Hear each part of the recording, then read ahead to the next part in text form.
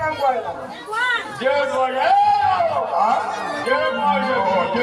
ঠিক আছে ঠিক আছে দেবো তবে তাড়াতাড়ি কাজ শুরু করতে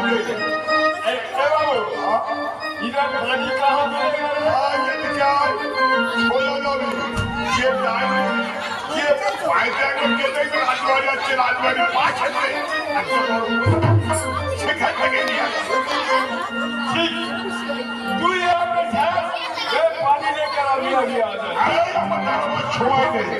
আমার অনেক কাজ ভালো করে কাজ করে দেখে